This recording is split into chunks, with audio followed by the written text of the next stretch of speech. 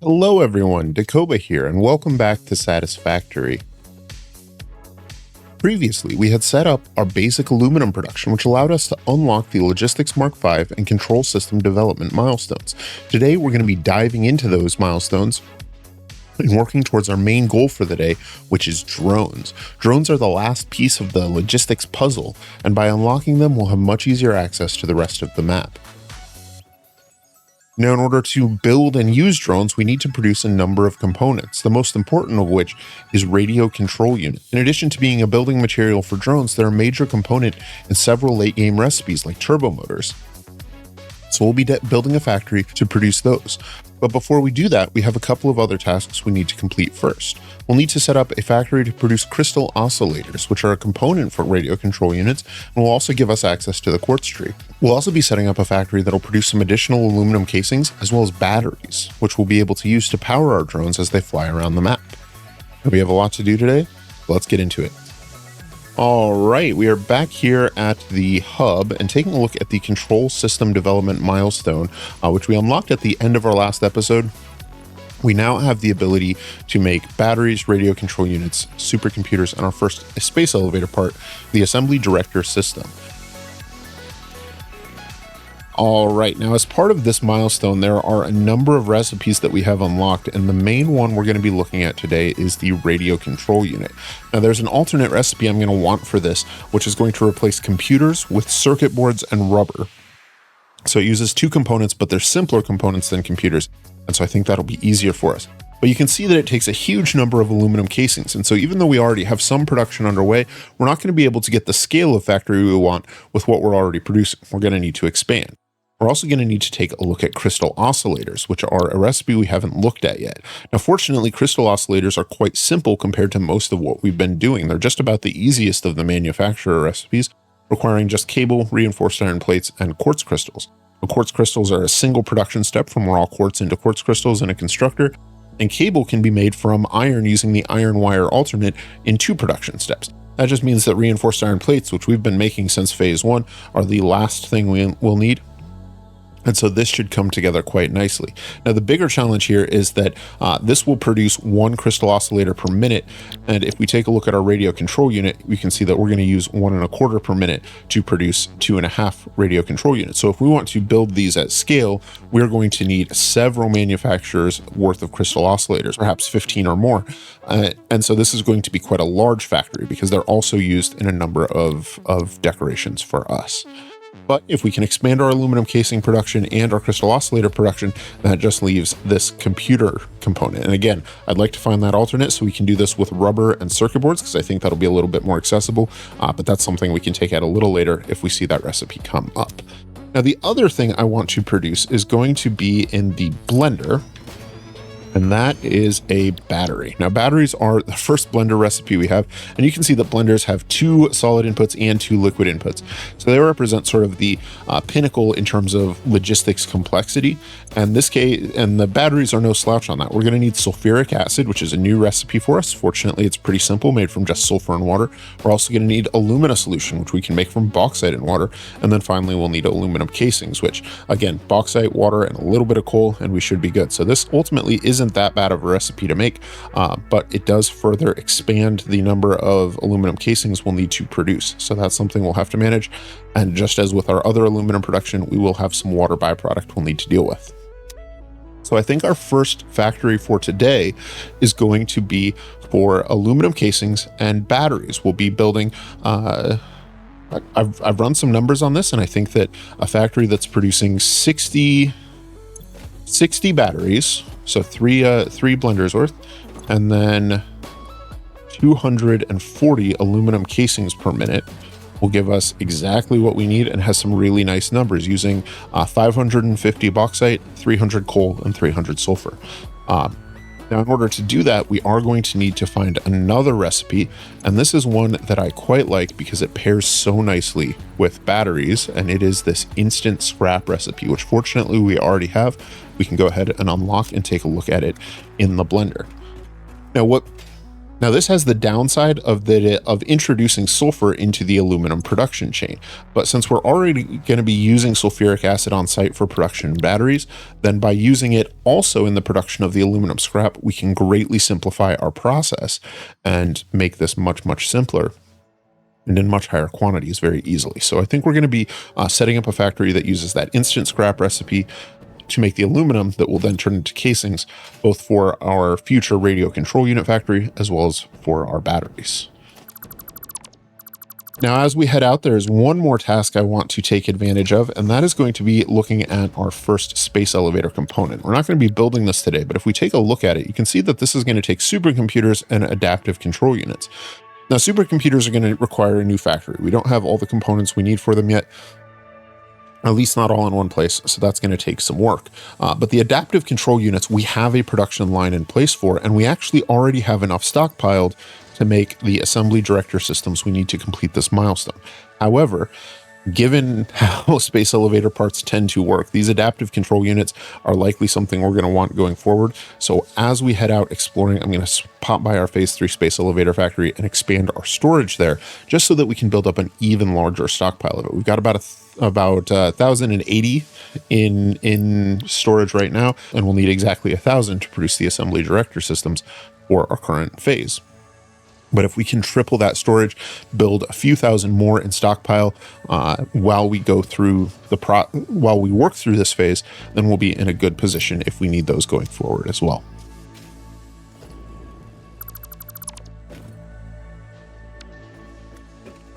Now, in terms of resources for our next factory, we're going to need bauxite, coal, and sulfur. And fortunately, we have tons of bauxite over here at our Titan Forest bauxite supply, which there we go. So there's a pure node just up on these cliffs and then 2 impure nodes. And I think that pure node, again, the numbers I found are that we're going to need 550 bauxite. So we can tap that pure node to get that very easily. But the sulfur and coal are going to be a little bit trickier. There's nowhere nearby that has sulfur and coal in close proximity to one another. And there's also not really any place that has that has them in the quantities we're going to need within reason, except up here in the northern part of the northern forest. Now, I haven't actually been up here. I want to head up and check it out, but it looks like there's a couple of coal nodes right down here and a sulfur node up along this river.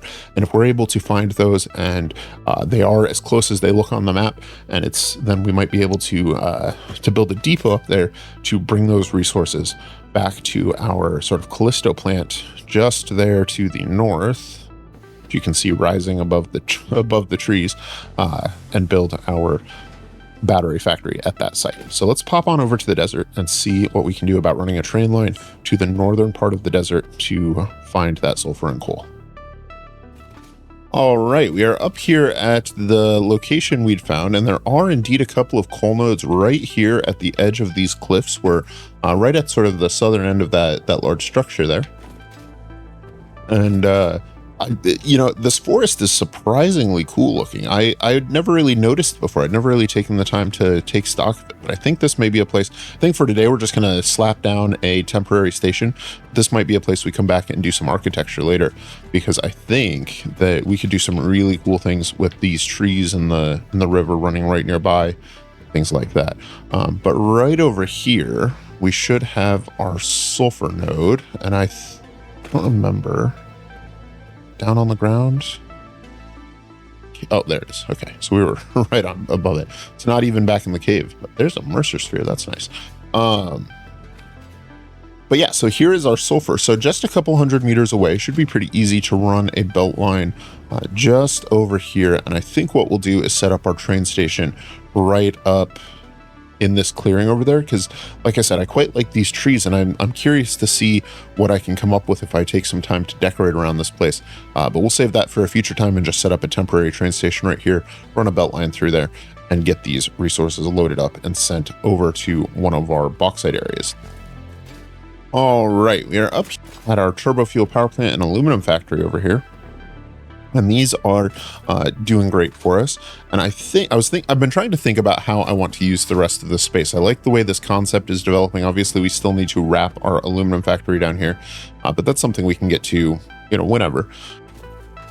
But I think that we may want to tear down this bit of forest right here and put our next factory in that space. I like the idea of this building out in this direction, in particular because that moves us closer to our starter base over there. And I like the idea of our factories, even though they're a bit spread out, all being part of a single large complex that we're able to connect up with pathways and walkways and foundation lines and things like that.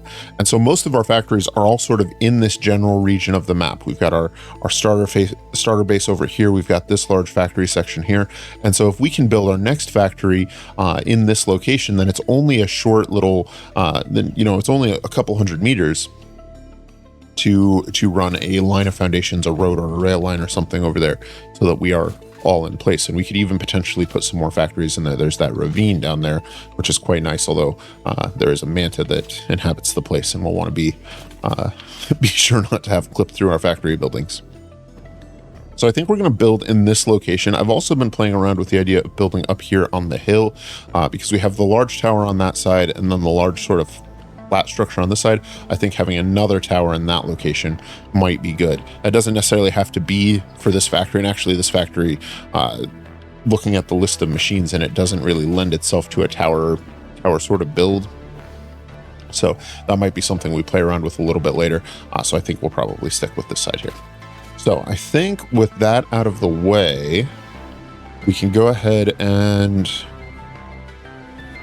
jump into the build. We'll set up another train station right through here, use some of the water here, and we can always place the water extractors like back underneath the structure if we need to. I think I built that tall enough to put water extractors under it. Let's actually pop on over and take a look at that. Yeah, I think we can do. Let's double check on that. Yeah, so those can go underneath the power plant without clipping. So I think we'll have room out here, and I'd prefer the water extractors to be outside, but if they can't be, they can be back under the power plant without issue. And then we'll clear out a section of this forest in order to produce the batteries and aluminum casings that we need. All right, let's get this thing built in the form of a time lapse, and then we'll go through how it all works.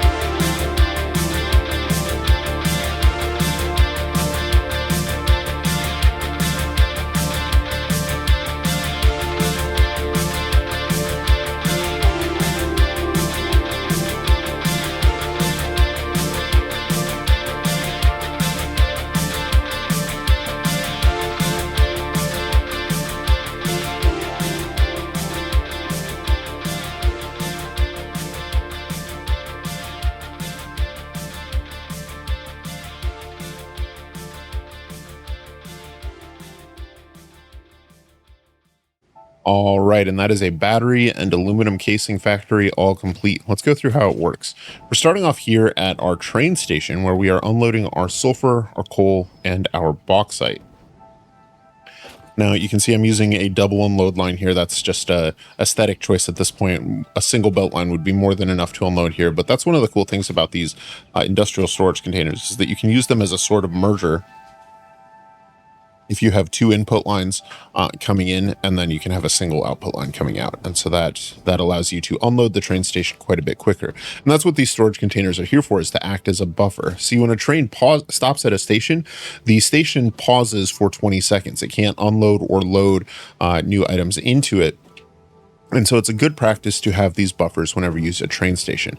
Now, I've gotten some comments about this because I don't have them at all my factories. There's actually the rule for when you need them is when you're going to be moving more than 3 stacks per minute of whatever item. And so since bauxite, coal, and sulfur here all stacked to 100, then you would need a buffer like this if you're transferring more than 300 items per minute, which for sulfur and coal, we aren't transferring that, but for bauxite, we're moving 550. So the buffer is actually necessary here for that. And the reason is pretty simple. A 20-second pause will sort of cause, like if we imagine a miner that's loading sulfur into a station, and so we have a mine that's going directly into the train station. When that station pauses, that sulfur is going to back up along that belt line and overflow into the miner, and that miner will then start sort of filling its internal storage buffer. And in a 20-second pause, it will fill however much it mines in 20 seconds. And so if you're mining 600 items per minute, then in 20 seconds, you'll mine 200 items. Well, since sulfur only stacks to 100, once that internal buffer is full, the miner would pause. So it would mine for 10 seconds, then pause for 10 seconds. And by having the storage container there, it gives that sulfur somewhere to go and then allows it to flow into the storage container. And then when the train departs, the storage container can then empty into the mine. It's the same thing here with unloading. We have the station unloading items, so you can see the belt lines are all empty because we have consumed more than sort of this belt line worth of material, and it's drawing from this buffer. But as soon as the train has finished, these items flow in and that buffer very quickly refills because we are transporting out of the train station rapidly enough that we don't have any issues there. So in general, it's a good practice to always do. There are specific cases where you need it, and this is sort of the first factory that I've built in this game that makes it necessary. But it's a good practice to always have. And then with fluids, it's actually much tighter, so it's generally a good idea when you're working with trains to use a fluid buffer as well.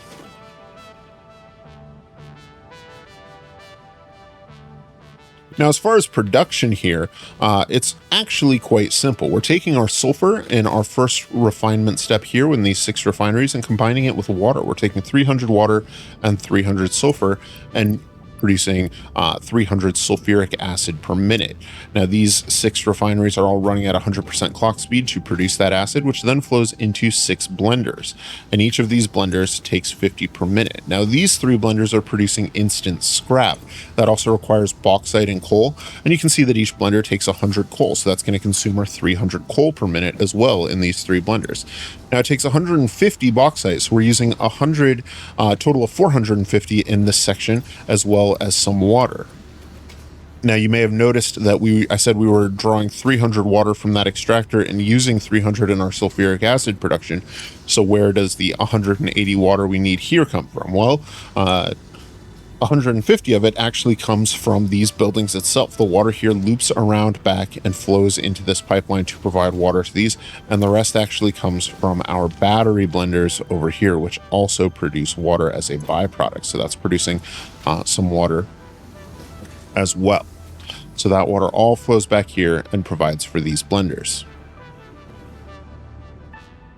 Now, using water as a byproduct in a self-contained production step like this can be a little risky. What you need to make sure is that you always have a way to consume something that allows new water to flow in. So we need some kind of processing step that will continue running even if the water line backs up, that will consume water. And we have that over in that refinery on the far end. We'll look at that here in a minute. But in order to make that not be as much of an issue, there are some tricks we can use to prioritize water inputs along a pipeline.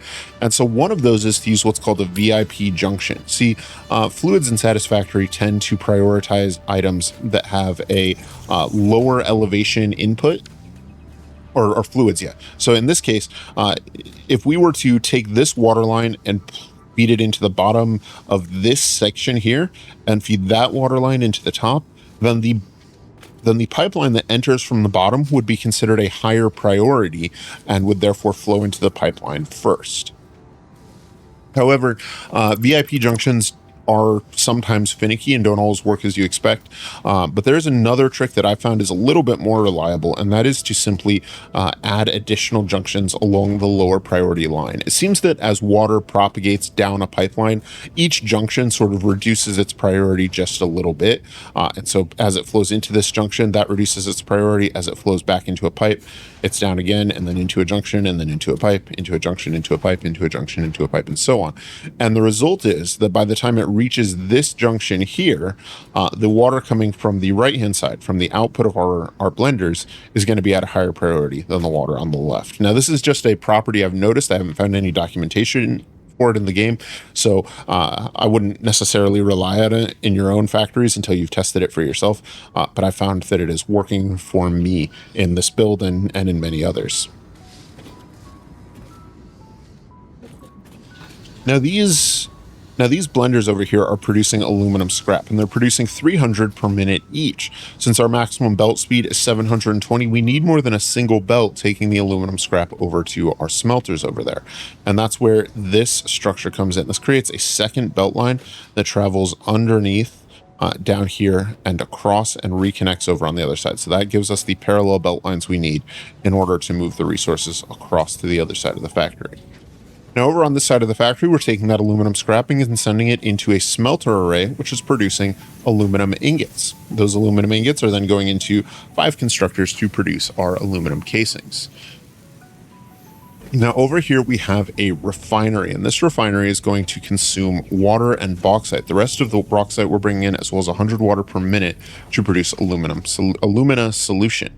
And that is where this water extractor comes in. You can see it's only producing 40 a minute, which means that this refinery is going to draw from our excess water reserves. It will eventually allow one of those machines to turn on, which will start sort of propagating the use of water throughout the system. So this is a safety buffer that we are providing just only a small amount of water on this side of the factory instead of balancing between the two, because that will allow this pipeline to prioritize using some of that byproduct.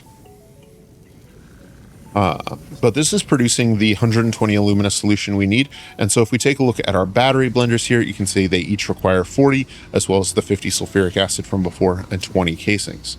Now each constructor produces 60 casings per minute. So one constructor is sending into all 3 of our battery blenders, and the rest are going into storage. And because we want to make sure that production continues, we do have an overflow into an awesome sink here in case things back up, and we're building up a nice stockpile of coupons there. And so this is a battery factory that's been running for a good little while now. Let's pop on over and take a look at our stockpiles, see how they're building up. Yep, we're up to several thousand casings there, and we have completely filled our dimensional depot and nearly a full row of additional batteries beyond that. So we have plenty of batteries coming in. Everything is flowing well and running smoothly. And so things should be fine. And it looks like I saw a little bit of yellow flickering, but it looks like right now we are green across the board, which is good news. All right, now with this out of the way, that ticks off the first box on our radio control units. If we throw down a manufacturer, we can take a look at what we're going to need for those. All right, and now I want to highlight here that I did find the radio control system alternate, and this is one that we are going to be building. You can see that this uses circuit boards and rubber instead of computers, and so that makes things a little bit simpler. It's also significantly more efficient, making 3 radio control units per crystal oscillator instead of 2, and so this is going to be a solid upgrade for us. And our plan here is going to be to produce a whole bunch of these. I think we're going to take one manufacturer to max speed, which will completely consume the aluminum casings we're producing at this factory. And then we'll need to set up sort of custom or bespoke circuit board and rubber production, but I have some plans for that. But that leaves our last sort of ingredient here, which is crystal oscillators. So I think it is time for us to take a look at those. Now, crystal oscillators are something that I've been putting off for a little while. They're found in the aluminum or in the quartz tree of the MAM. And we'd actually unlocked the recipes for crystal oscillators quite a while ago because I wanted to be able to handcraft them to do signs. But we're going to need a whole bunch of them for this factory and then for some future builds as well. And so we can take a look at that recipe here and we can see it's going to require quartz crystals, cabling, and reinforced iron plates. Now, fortunately, we have both iron wire and stitched iron plate, so we can do this with just iron and quartz and do this fairly efficiently as well. So I think our plan is going to be to build quite a large crystal oscillator factory here, making 10 to 15 crystal oscillators per minute, or maybe even more. And then we will bring those crystal oscillators back here and combine them with our aluminum casings to make our radio control units, along with some crude oil and circuit boards that we produce from local ingredients on site, because we still have some crude oil we haven't yet tapped over on the other side of our power plant here. So let's pop on over to the Titan Forest because there are some quartz nodes over there that might be valuable for us. There's also some iron over there that could be good to use. Although that's something else I might want to play around with, because I noticed that as we were taking our train lines up into the desert, we passed several iron nodes there that could be very, very nice to tap. All right, we are back here in the Titan Forest, and here are the crystal nodes I'd found. They're right next to our main train line that runs from our space elevator component factory just down there. You can barely see it through the mists with our blueprint machines there up on the hill, and takes it up into the line. So I've started to create this diversion train line here, but we have several quartz nodes here. I don't think we'll need all of them, but we can certainly make use of at least one or two of them in order to make our factory. Now, for the most part, this is a fairly straightforward factory. It might be the simplest of the manufacturer recipes. If we take a look at it, you can see that it's just 3 ingredients. They're all solid ingredients, and again, just quartz and iron. So this is probably something that we should have done several episodes ago, but doing it now is just fine, and we should be able to do a pretty decent sized factory here. We may also implement some blueprints in particular, because I was thinking about it and running the numbers, and I came up with a design that will produce, let me pull it up here. Yes, produce 16 crystal oscillators per minute. Now, the downside of that is it does take 16 manufacturers because this produces 1 per minute. So what I'm thinking is we may overclock these, but with producing 16 per minute, we are going to be making, we're going to be requiring 600 iron ore, as well as 480 quartz. So we'll go ahead and get that constructed and possibly set up a blueprint, because manufacturers running the belt lines too can be a bit tricky. So I've been thinking I might throw down a sort of generic manufacturer blueprint that will let us construct these manufacturers quite simply in the same way that we did with our turbo fuel power plant there. All right, I went ahead and threw down a blueprint designer and set up this blueprint for us to use with our manufacturers. And it's exactly as I said. All this is a sort of default blueprint. It doesn't even include the recipes on the machines. But what it does is it does take these 3 input lines and then feeds them into the manufacturers quickly and easily, so that none of this belt work will have to be redone. All we'll have to do is make sure our input lines are feeding in correctly, and then these machines should chain together nicely. We should be able to use snap mode to connect these blueprints together. So if we want to do 8 of these blueprints in a row, that'll give us our 16 manufacturers quite easily. And then once that's done, all we need to do is set up power and then set the recipes on the machines, and that should work out for us. So I think that is going to be our plan going forward, but this is straightforward. It's simply 3 layers of belt lines running across, and each one feeding into a different manufacturer. I did have the notion that if I wanted, I could run a 4th belt line across and then do something like, just for the purpose of demonstration here, I'm not going to modify this blueprint for this purpose, but do something like that. Oh, I guess probably want to make it 1 higher up there. Something like that. It could feed in there. And then that would give us access to a 4th belt line coming through as well if we wanted to make it sort of a universal factory. I decided to stop where I'm at because because that could be a problem for future me. And right now, this blueprint, as I had originally designed it, should solve our problems.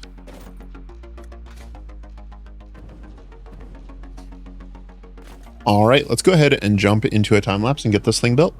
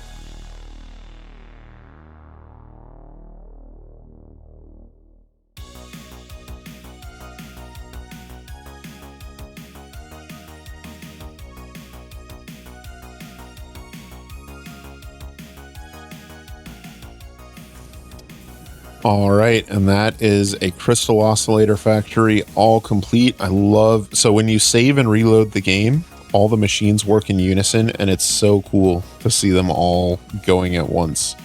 It looks so good. This ended up being quite a large factory build, and obviously it's going to need some decorations. We've got some floating platforms right now and things that we'll need to resolve, but it is working effectively. Now we're mining and pre-smelting our ore up in the Dune Desert there. I elected not to do any of the specialized recipes that'll produce more ingots for us, simply because we didn't need them. Iron is plentiful. There were four impure nodes right there. So we tapped all of those to get the 600 iron we needed, and we are sending that across here. So you can see that is being sent into the factory here. And then we are also tapping just one of the quartz nodes down here because we need a total of 480 quartz per minute. So this is something we can actually fine tune to make sure we've got this right. Okay, so that is set correctly. And those are being combined to produce our basic components down here on the bottom floor and then into our crystal oscillators up above.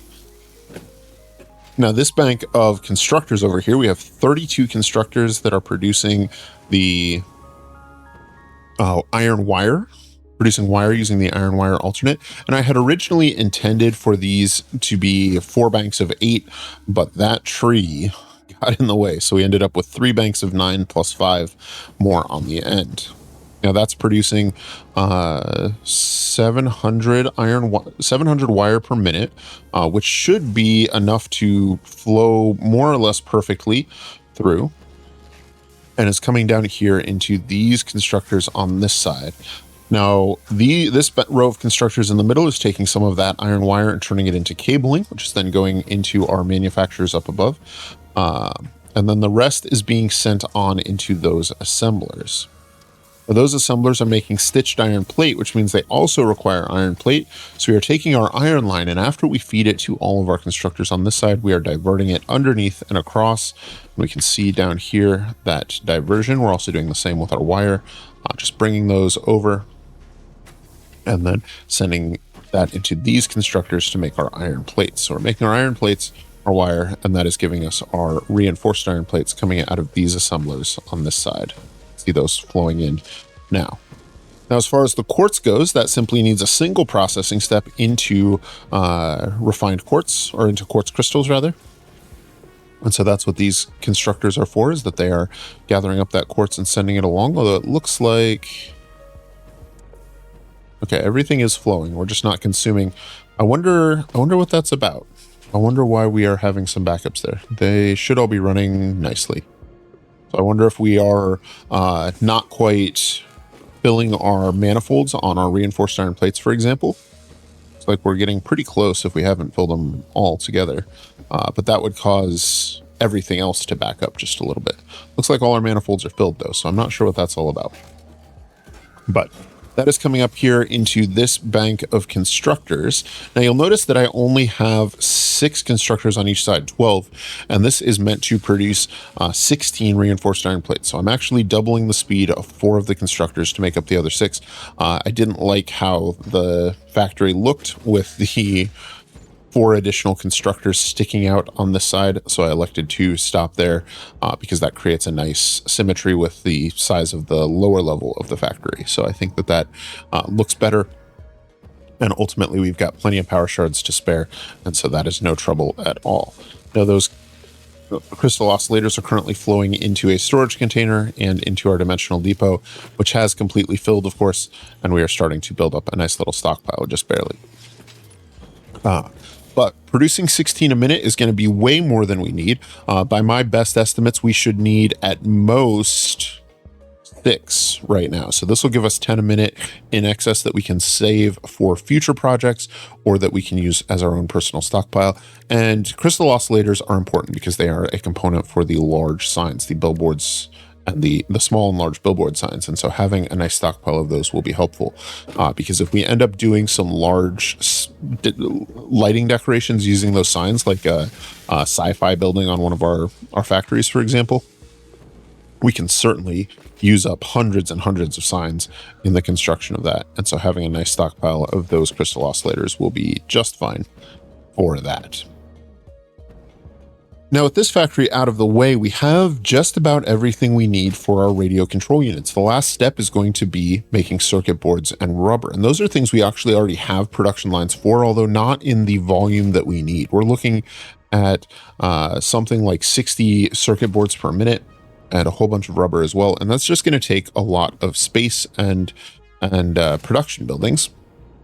And so we can't, our existing production lines aren't suitable. They don't match the scale that we need this for. So we'll be setting up a new factory to do that. But in order to do that, I want to take a look at the MAM, because there's a recipe in here that will make this quite a bit easier.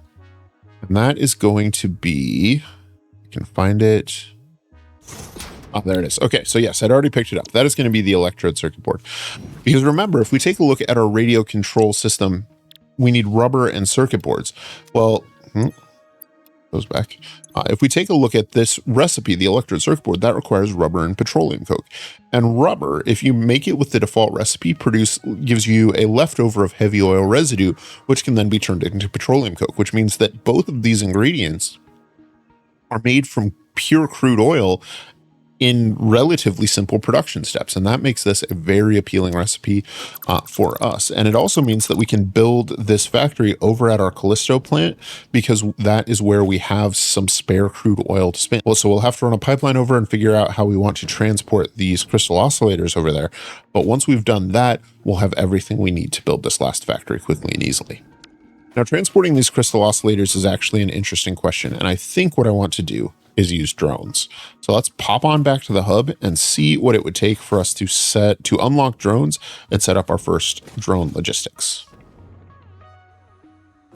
All right, we are back here at the hub and taking a look at drones. We're going to need all-clad aluminum sheets, aluminum casings, motors, and radio control units. And obviously we have everything except the radio control units on hand, but because we now have crystal oscillators in our dimensional depot, we can craft those up. And I think we can pretty easily handcraft enough that we can send off this milestone. Let's go ahead and load up what we can and then get those crafted and send this away and take a look at some drones.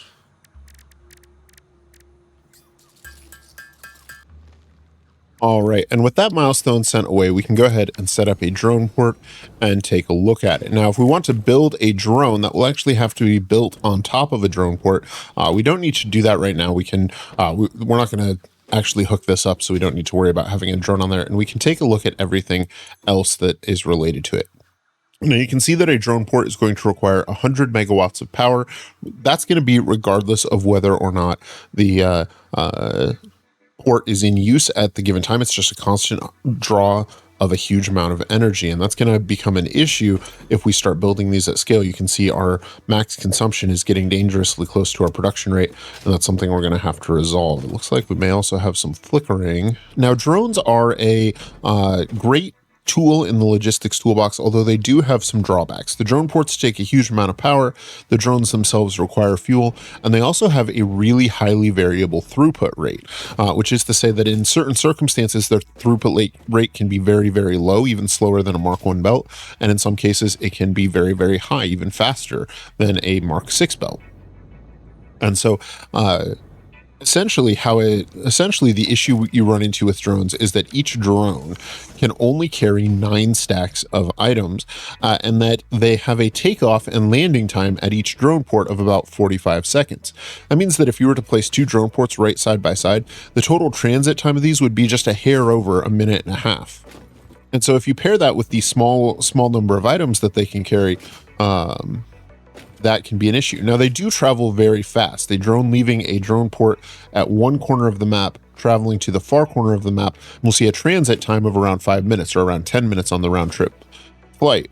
And that's where you start to see those really low throughputs. If you take something like heavy modular frames, which have a stack size of 50, and you load 9 of those stacks into a drone, that's 450 items. On a 10-minute round trip time, you're talking about 45 items per minute, which is slower than a Mark 1 belt.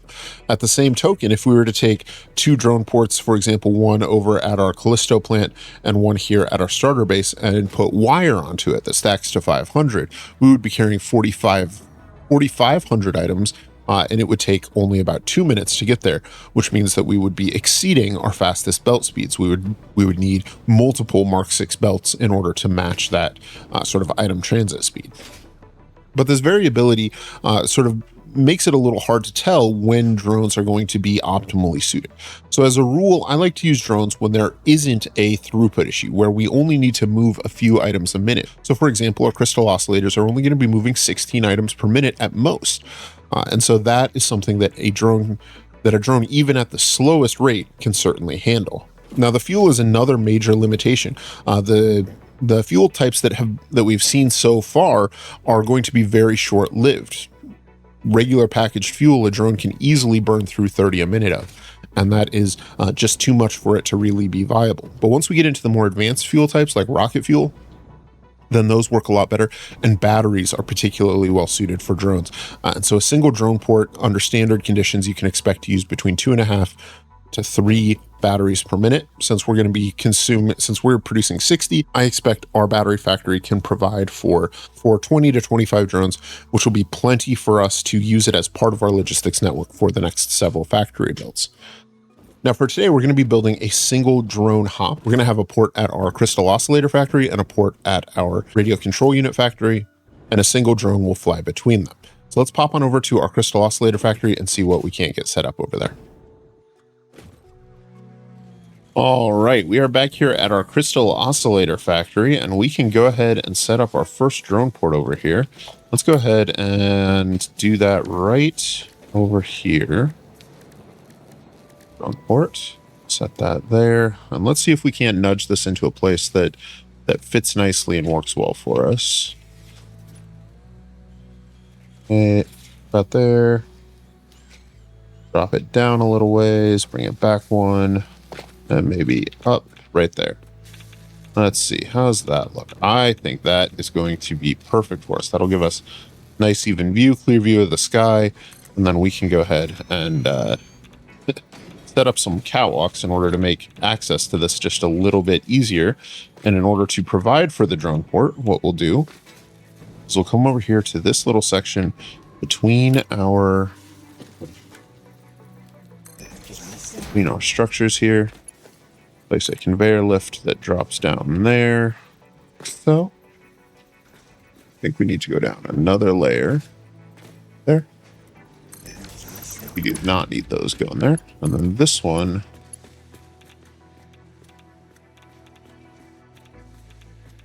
right there.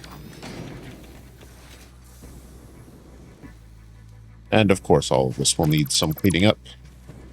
But and we'll make sure that drone port gets properly supported when we go to decorate the factory. Otherwise, I think we are in a great place. We set up power to it. It should be able to take resources there. Now we'll set our smart splitter to have our crystal oscillators go to the right, and our forward one will be overflow. So now we should prioritize crystal oscillators going into our drone port, and any that don't fit will then go into our dimensional depot.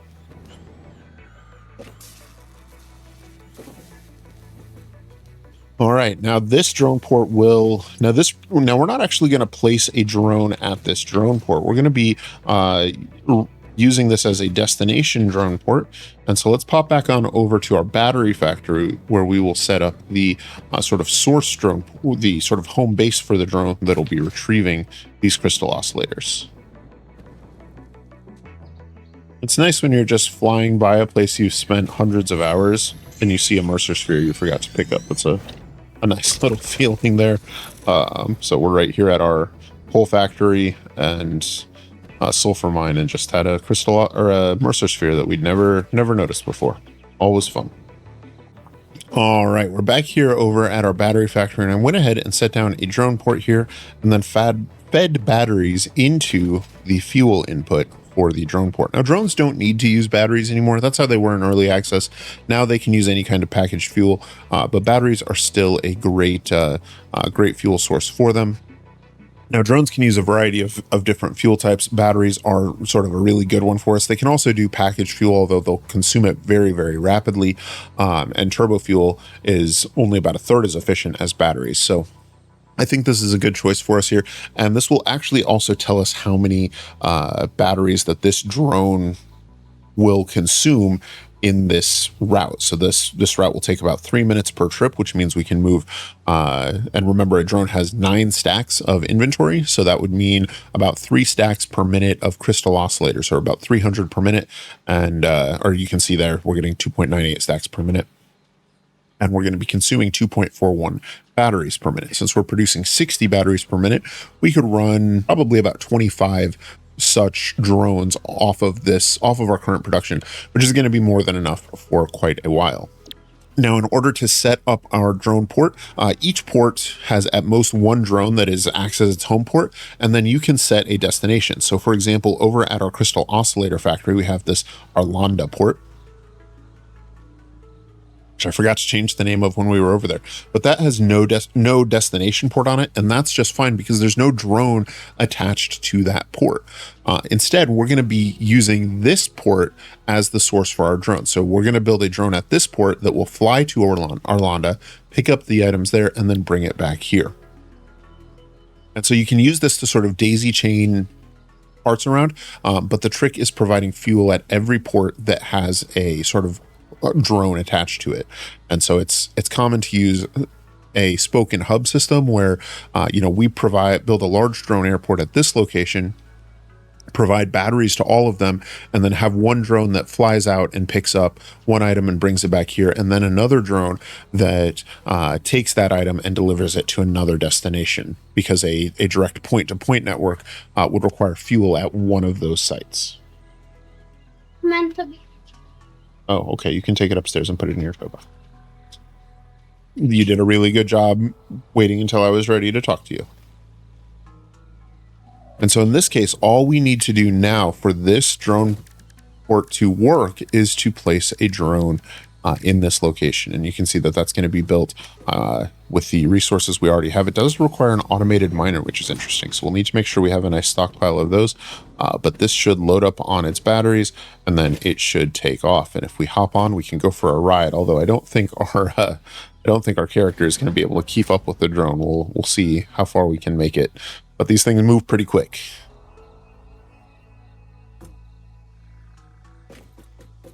See the long takeoff animation there, and here we go.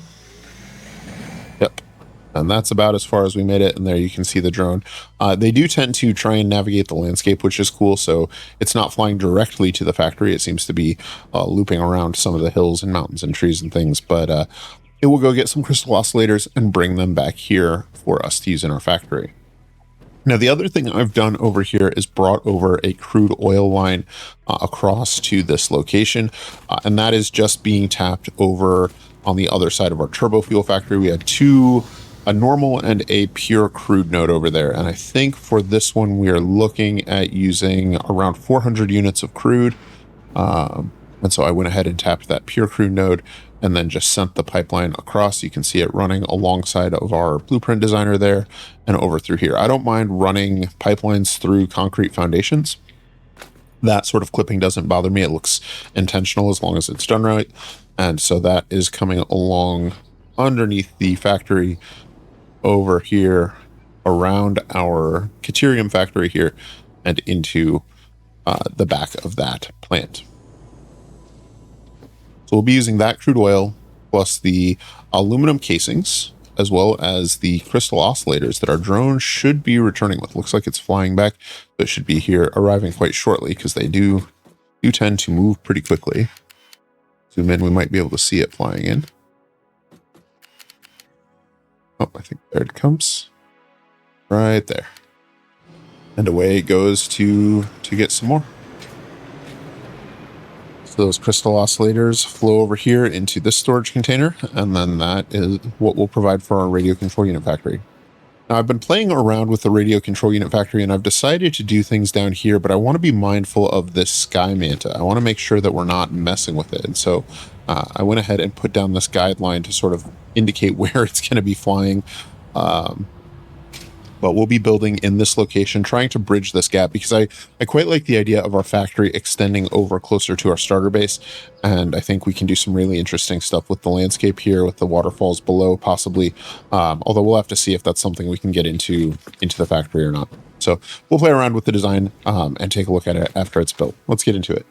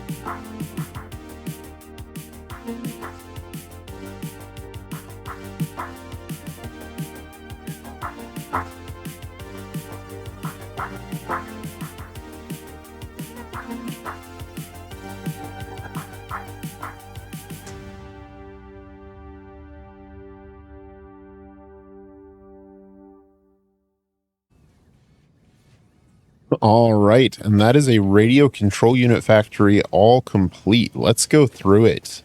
This one, I'm really pleased with this design and how it turned out. Hopefully we'll have the Manta come through here soon and we can take a look at what that looks like. But the design for this is actually quite simple. We'll cover up all this belt mess back here. But essentially, we're bringing in a line of crude oil back here, and that is feeding into these 6 refineries. Now, these 6 refineries are tuned. Most of them are at 200%, but some of them are a little faster. I think it's the ones down on this end. I think we have 2 at 250. Yes, 1 and 2, and then 1 at 213, 215. So right there, and that is providing exactly the correct amount of rubber for us. Now that rubber is being sent down and along this conveyor belt. And I think this belt I can actually restructure. I wasn't sure how it would look using the straight build mode, just going straight there, but I like that better. So that clips just a little bit at this end. Let's see if we move this right there.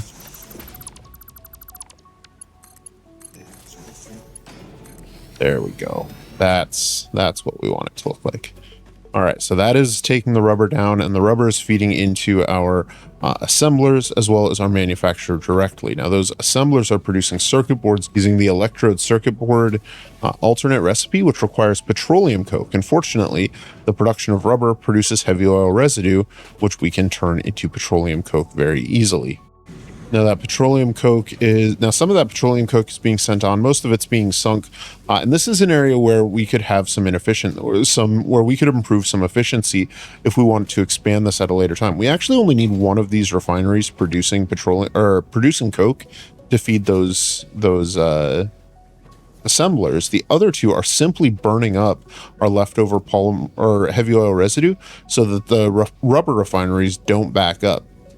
And I think we actually have an issue with the belts down here. So let's take a look at this. What we actually want is just one machine passing stuff on. Let's clean all this up. So you alone should be able to pass stuff on, and the rest just needs to be destroyed. So we can do that right there. Now, this is obviously not the most efficient use of heavy oil residue, and so this is a place where we can make some improvements later on once we figure out how we want to do that. I didn't want to do a huge power plant build on the site, but the most efficient way to use this heavy oil residue would be to turn it into some form of fuel through the diluted packaged fuel or just diluted fuel alternate. But that requires water, and we do have access to water. But then what do we do with it then? Yeah, we could burn it in a power plant, and that would be great. Or we could, truck it away or load it onto a train, but we don't have train lines at this time. Drones don't easily carry fluid.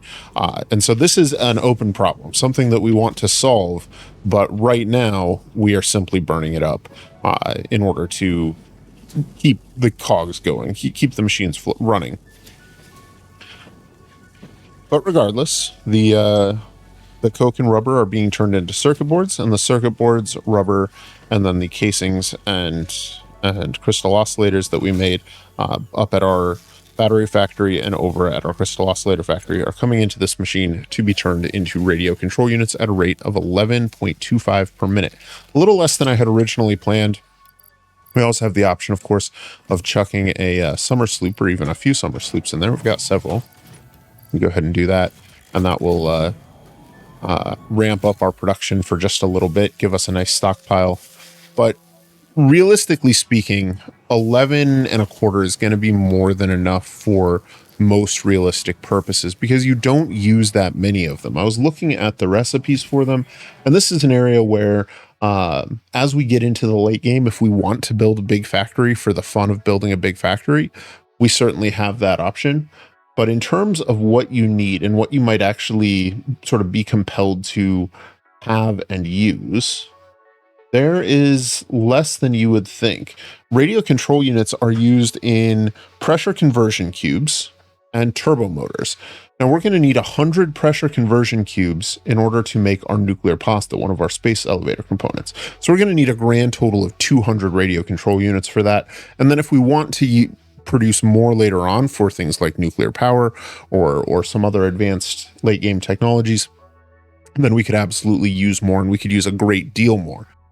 But those pressure conversion cubes and nuclear pasta are going to ultimately sort of consume radio control units at a rate of 1/2 per minute. And so by providing 1 per minute, we can do 2 nuclear pasta per minute from this production step. And that's less than 10% of what we're producing from this factory. The other major thing they're used for is turbo motors. And turbo motors are something we're going to want to have a small stockpile of, and are also used in our thermal propulsion rockets, which we'll need several of. But what we find is that those are used at a rate of 2 per minute. So even if we're providing for 2 thermal propulsion units and 1 nuclear pasta per minute, we're not even using half of what we're producing at this location.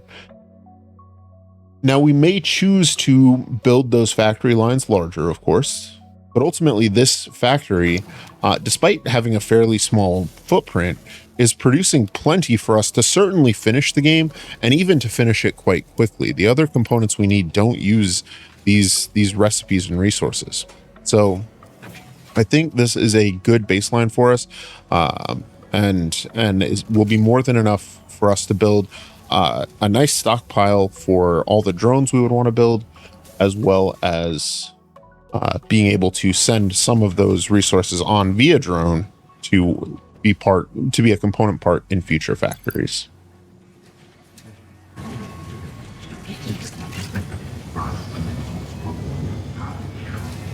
All right, and with this factory complete and our radio control units stockpiling up, and we've already almost filled our dimensional depot. That's wonderful.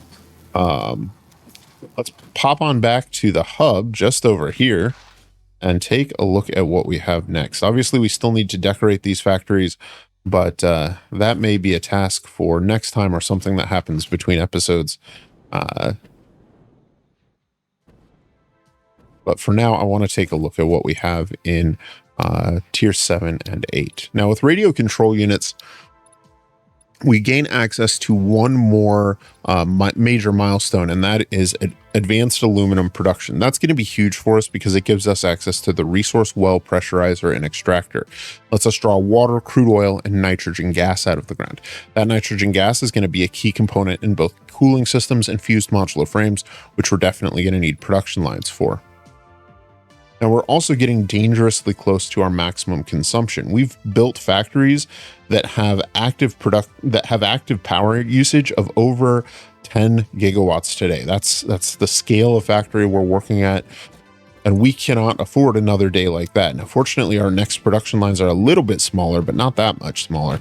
And so we may want to, it may be time for us to turn our attention once again to a power plant. And I think it's time for us to build one of the big ones, because this advanced aluminum production will give us access to nitrogen gas and therefore rocket fuel, which is sort of the end game version of fuel. We can build a fuel-based power plant using rocket fuel that will last us through the entirety of the rest of the game in a very efficient manner, so long as we can bring in the resources. And now that we have drones and a increasingly sophisticated train network, we're not going to struggle with that in the slightest. But I think that's where we're going to leave it for today. I'd like to thank you guys for spending a few minutes with me here in the world of Satisfactory.